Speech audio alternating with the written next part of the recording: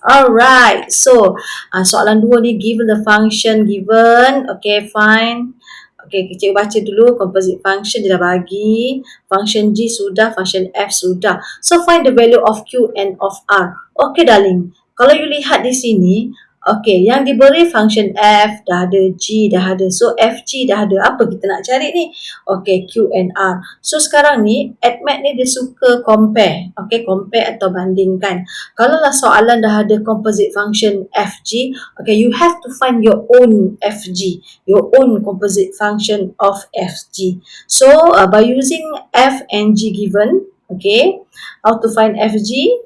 Okay, so FG that mean G kita masuk dalam F. Okay, that mean G is object for the F function. So, kalau cikgu buat macam ni, oh, object for F is G.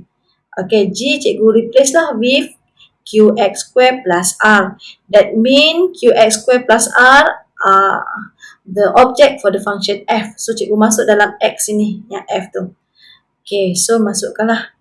So, kita expand. Okay, and then, okay, kalau kita lihat dekat sini kan, ni FG kita Okay, FG kat sini kan X square, sebelah kiri ni, cikgu susun lah. Boleh dah nampak. And then kita compare. Compare with the composite function from the question, and then compare with our own FG. So this is the coefficient of X square. Perkali untuk X square kat sini 3. This is negative Q. That means negative Q equal 3. And then, okay, Q must be in positive and single. Alright, jadi macam ni. So, to find the R value, we have to compare with negative 8 and negative R plus 2. The green one. So, here. Okay, so kita tunjuklah, kalau boleh tunjuk proses dia. Okay, supaya kita senang nak semak.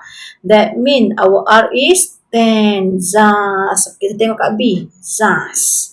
Alright. So, hence find the value of G square 0. That mean we have to find G square and our object is 0.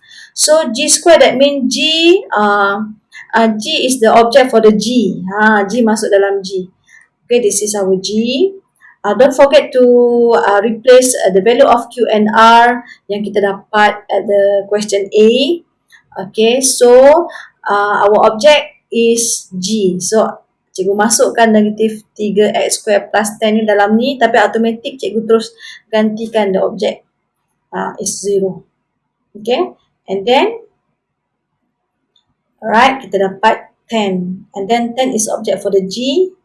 Yes, alright. So, kita dapat dah G square 0. Zas.